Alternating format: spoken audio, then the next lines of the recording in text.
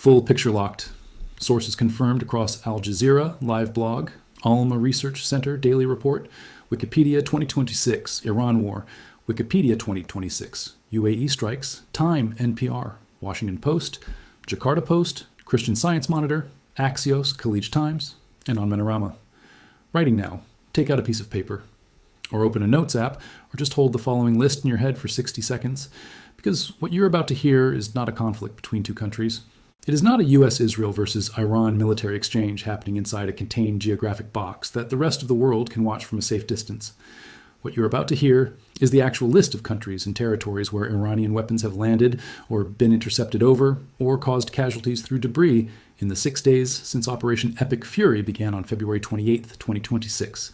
Israel, Iran, Kuwait, the United Arab Emirates, including Dubai and Abu Dhabi, Qatar, Bahrain, Saudi Arabia, Jordan, Iraq, including the Kurdish region, Oman, Lebanon, Cyprus, specifically the British sovereign military base at Akrotiri, Turkey, specifically Hatay province in the country's south, where debris from a NATO interceptor fell after engaging an Iranian ballistic missile, and 40 nautical miles off the southern coast of Sri Lanka in the Indian Ocean, where a U.S. submarine fired the first torpedo to sink an enemy vessel in active combat since World War II, killing 87 Iranian sailors whose bodies were recovered by Sri Lankan rescue teams from the sea around the wreck of the Iris Dana. That list has 15 entries, 14 countries or territories plus international waters in the Indian Ocean, and it is not a static list. It has grown by at least one new entry every day since the war began, and as of the moment this script was researched, it is still growing. This is the map nobody is showing you. The cable news coverage focuses on Tehran, the plumes of smoke, the B-2s, the ground zero of the air campaign. The political coverage focuses on Washington, the Truth Social posts, the shifting timelines, the war powers debate, the Senate vote that failed to invoke the 1973 War Powers Resolution.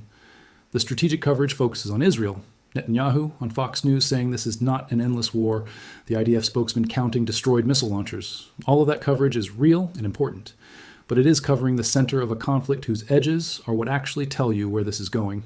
Because the edges, Hatay province, the port of Fujairah, the parking lot of the US consulate in Dubai, the Iris Dana going down off Galeh, the Fairmont, the Palm Hotel fire, the 11-year-old girl in Kuwait, the Erbil airport drone, the Amman intercept shaking buildings across the Jordanian capital. The edges of this conflict are where the transformation from a bilateral military engagement into a genuine regional and now transoceanic war is most legible. And the transformation is happening faster than the mapping of it. Every morning the list is longer. Every morning there is a new entry. The question this script is going to answer is not what happened on the map. The question is why the map keeps expanding, what the internal logic of Iran's strike strategy is, why it is designed to reach places that nobody expected it to reach, and what it means that it has now touched NATO territory and the Indian Ocean and the coast of Sri Lanka within 6 days of the first bomb falling on Tehran. Let's start in Dubai, because Dubai is the most concentrated single picture of what the map expansion looks like when it lands in a place that was not supposed to be a war zone. On Saturday, February 28th, within hours of Operation Epic Fury's first strikes, Iran fired 137 missiles and 209 drones across the UAE, according to its Ministry of Defense. Fires and smoke reached Palm Jumeirah, the artificial island that is to the UAE's tourist brand what the Eiffel Tower is to Paris, that appears on more Instagram posts than any landmark in the Middle East. The Fairmont, the Palm Hotel, caught fire after a Shahed drone struck nearby, causing a large explosion, injuring 4 people, shattering windows in surrounding buildings. The Burj Al Arab, the sail-shaped 7-star hotel that anchors every architectural photograph of modern Dubai, caught fire from intercept debris falling on or near it. Dubai International Airport, the world's busiest airport for international traffic in ordinary times, was struck, with 4 staff injured and terminals evacuated. Abu Dhabi's international airport was hit, with at least 1 person killed and 7 wounded. Jebel Ali Port, the largest port in the Middle East, and the hub through which an enormous fraction of the global supply chain moves, had a fire attributed by the Dubai government to debris from aerial interception. And then the war continued every day after that, so that by day 4, by Tuesday, March 3rd, an Iranian drone struck the parking lot of the US consulate in Dubai, causing a fire that sent plumes of black smoke rising into the air, confirmed by Secretary of State Marco Rubio, who told reporters, "A drone, unfortunately, struck a parking lot adjacent to the Chancellery building and set off a fire in that place." But he added that all personnel were accounted for. The UAE closed its embassy in Tehran and withdrew its ambassador and all diplomatic staff. The UAE had, by March 4th, faced what the Khaleej Times called over 1,000 Iranian attacks, higher than the total of all other targeted nations. 1,000 attacks on a country that is not at war with Iran, on a country that, in the days before Operation Epic Fury began, had been trying to lobby against exactly this scenario. The casualties in the UAE speak to something that has been systematically underreported in the Western coverage of this conflict, and it requires directness. The 3 people killed in the UAE are not Emirati nationals. They are a Pakistani national, a Nepali national, and a Bangladeshi national. They are migrant workers, members of the approximately 9 million expatriate laborers who constitute the actual human infrastructure of the Gulf's physical economy, the people who built the hotels that are now on fire and who work in the ports that are now being struck, and who live in the residential areas where intercept debris falls. The 78 people injured in the UAE by the time of the March 5th count come from a list of nationalities that reads like a United Nations roll call. Emirati, Egyptian, Ethiopian, Filipino, Pakistani, Iranian, Indian, Bangladeshi, Sri Lankan, Azerbaijani, Yemeni, Ugandan, Eritrean, Lebanese, Afghan. Every country that sends workers to the Gulf to build and maintain its economy is now watching its own nationals get killed and injured by debris from a war they had nothing to do with, in exchange for the remittances that keep families alive back home. The Time magazine analysis of this dimension was measured and important. Iran's strikes have shaken the Gulf region's image of stability and safety, which had helped it cultivate investment, draw in expatriates, and attract tourism from around the world. The migrant workers dying in the UAE are the most invisible and the most economically essential victims of a conflict between 2 governments, neither of which they elected, taking place in a 3rd country, neither of which they are citizens of. Now let's go north from Dubai to Kuwait, because Kuwait is where the map's expansion produced its most documented single human casualty and its most operationally consequential events simultaneously. Kuwait was struck from day 1. Kuwait International Airport was hit in the first hours. The Rumathia and Salwa neighborhoods heard explosions and sirens. The U.S. Embassy was struck and closed. 6 American service members were killed inside a shipping container building at Shuaiba Port that U.S. military officials themselves described as having no drone defeat capability, in a facility whose own personnel had raised concerns about its defensibility before the strike. A Kuwaiti FA-18 pilot operating in electromagnetic and threat-saturated conditions after 72 hours of continuous air defense engagements locked onto 3 US F-15E Strike Eagles and shot them down in a friendly fire incident. All 6 aircrew ejected safely, but 3 aircraft worth $150 million were destroyed. And then on Wednesday, March 4th, an 11-year-old girl in a residential neighborhood in Kuwait City was hit by falling shrapnel from an Iranian strike or an intercepted projectile, resuscitated in the ambulance on the way to Al Amiri Hospital, resuscitated again for nearly half an hour in the emergency room, and died of her injuries. Her name has not been published internationally at the time of this script. Kuwait's foreign ministry summoned Iran's ambassador. Kuwait issued a formal diplomatic protest in the language that governments use when the realistic options for meaningful response are constrained by the same impossible geometry that the entire Gulf finds itself in. Host American forces, absorb Iranian fire, use diplomatic language, do not declare war, sign joint statements saying, countries not engaged in hostilities. A child died in Kuwait City. Her country is not at war with Iran. The weapon that killed her does not appear to distinguish. Move east across the water to Qatar. Qatar hosts Al Udeid Air Base, the largest American military installation in the entire Middle East, the forward headquarters of U.S. Central Command, the nerve center from which every U.S. air operation across the broader region is coordinated. Qatar also hosts Hamad International Airport, one of the primary global aviation hubs connecting Europe to Asia, through which Qatar Airways operates one of the most extensive international route networks in the world. Since February 28th, Iran has fired at Qatar 65 missiles and 12 drones on the first day alone, most intercepted, but 16 people injured by debris. Qatar shot down 2 Iranian Su-24 bomber aircraft, the first nation to publicly confirm destroying Iranian manned aircraft. Qatar intercepted, by its own published count, 101 ballistic missiles, 39 drones, 3 cruise missiles, and both Su-24s. Hamad International Airport was targeted. And then on Tuesday, March 3rd, a ballistic missile got through the Patriot intercept envelope at Al Udeid, 3 interceptors visible on video tracking the inbound re-entry vehicle and failing to stop it, and struck the base with no reported casualties but confirmed damage. Qatar's defense ministry confirmed the strike. The largest American military installation in the Middle East was struck by an Iranian ballistic missile on day 4 of the war. The building that runs America's air campaign against Iran absorbed a hit from the country whose air campaign it is running against. Now go north into Jordan, because Jordan is the country in this conflict whose geographic and political position is perhaps the most perilous and the least discussed. Jordan shares a long border with Iraq and Syria. It hosts a significant U.S. military presence. It has a large Palestinian population, approximately half its population by some estimates, that has extremely complicated feelings about a war conducted by the United States and Israel. And Iran fired on it. The Christian Science Monitor captured the first hours of the war with a precision that deserves to be read as the opening image of what Jordan has been living through. Within the space of an hour, Iranian ballistic missiles struck or were intercepted over Doha, Abu Dhabi, UAE, Manama, Bahrain, Kuwait City, Amman, Jordan, and reportedly Riyadh, Saudi Arabia, striking at the heart of Arab states that for weeks had campaigned against U.S. military action on Iran and urged diplomacy. Explosions from the interception of Iranian rockets over the Jordanian capital shook buildings across Amman.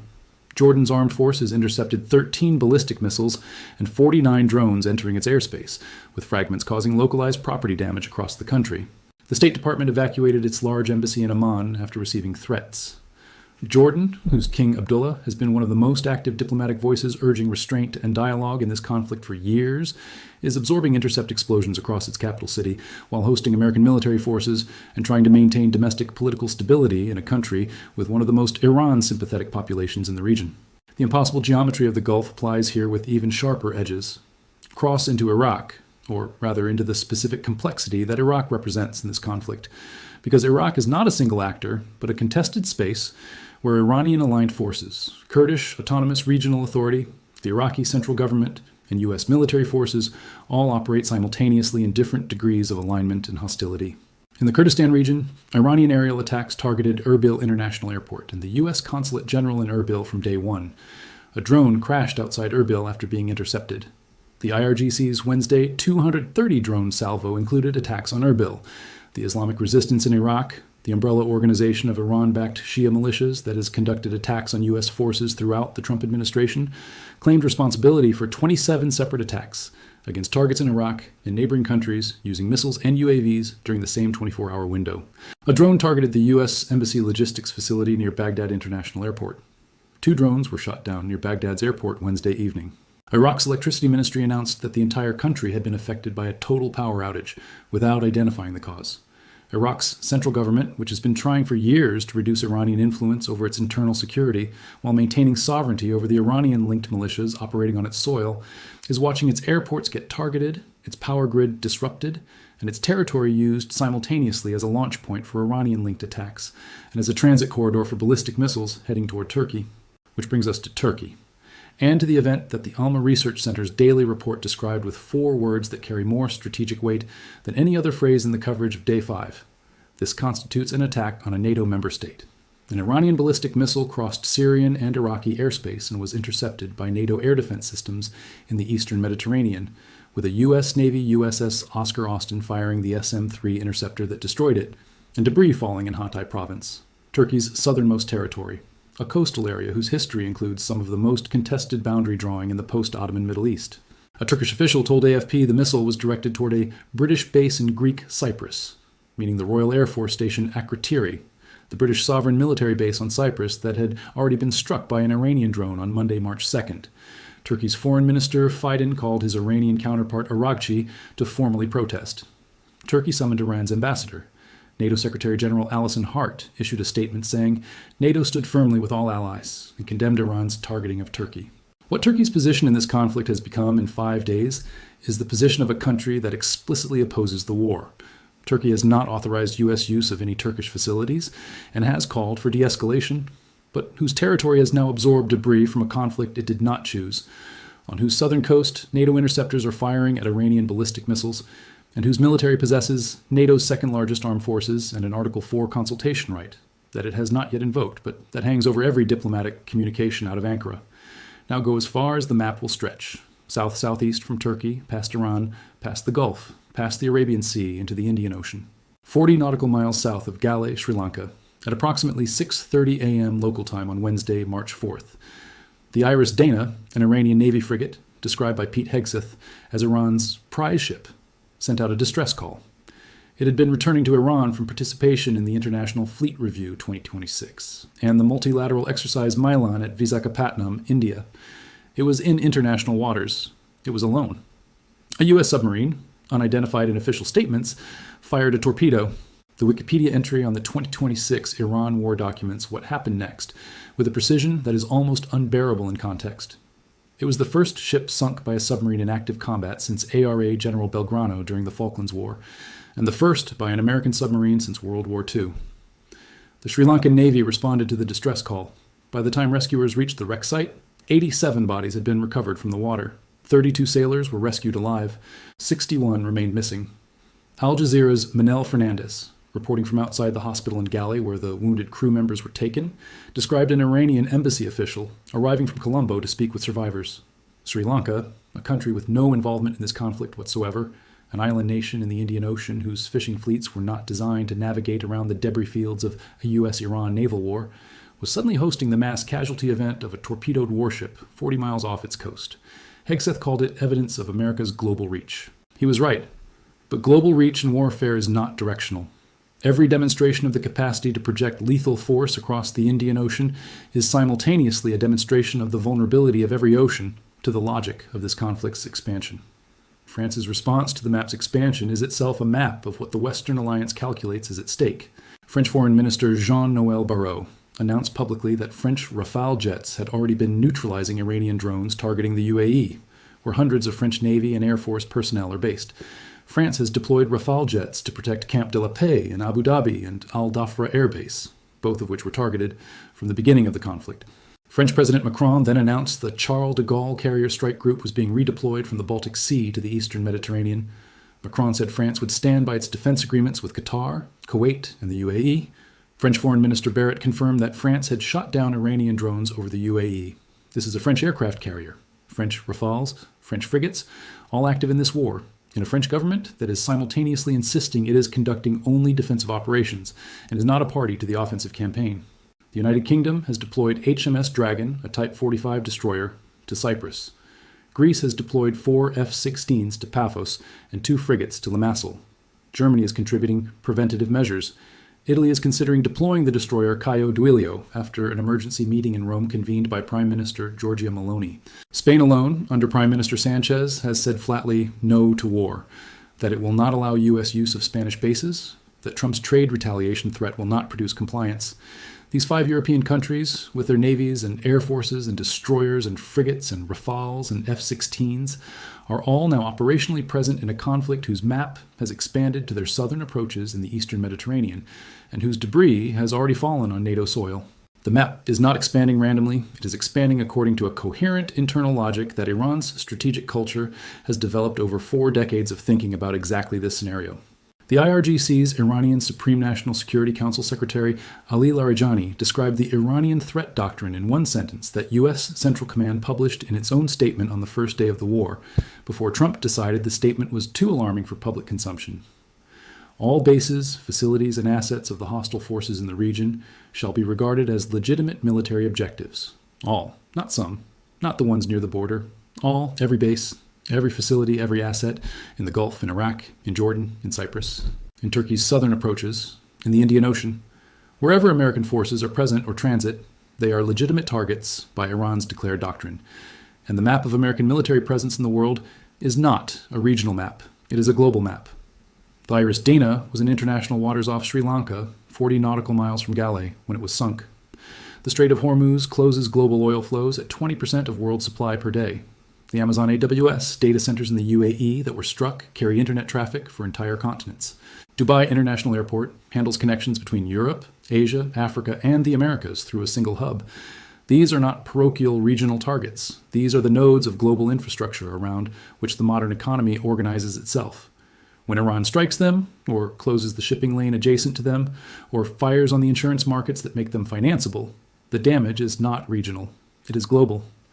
Myanmar announcing fuel rationing on Wednesday, March 4th, is not a story about Myanmar. It is a story about what happens when one country closes one waterway in one part of the world, and the disruption reaches a government in Southeast Asia within 5 days. CENTCOM Admiral Brad Cooper stated on Tuesday that Iran had launched more than 500 ballistic missiles and more than 2,000 drones since February 28th. 500 ballistic missiles, 2,000 drones, across 15 countries and territories in international waters, over 5 days. This is not a retaliatory salvo. This is a sustained multi-theater, multi-domain, multi-target campaign being conducted simultaneously against every node of American military presence and economic connectivity in the broader Middle East and now beyond it. The map that nobody is showing you is not a map of the Middle East. It is a map of where American power projects, where the bases are, where the ships transit, where the assets are positioned. And then it is a map of everywhere Iran has decided to make that projection cost something. The Strait of Hormuz is closed because Iran decided the cost of keeping it open was too high for the insurance markets. The Iris Dana is on the bottom of the Indian Ocean because a U.S. submarine decided the cost of letting it transit was too high for America. An 11-year-old girl in Kuwait is dead because the saturation of Iranian projectiles over a country that hosts American forces was too dense for her residential neighborhood to avoid. The Burj Al Arab is damaged because the intercept debris from defending against Iranian missiles has to fall somewhere. The buildings in Amman shook because Jordan intercepting 49 drones and missiles means 49 intercept explosions over a capital city. None of this fits on a map labeled U.S.-Iran War. All of it fits on a map labeled What Happens When You Fight a War Inside the World's Most Interconnected Regional Economy. That is the map nobody is showing you, and it keeps getting larger every morning.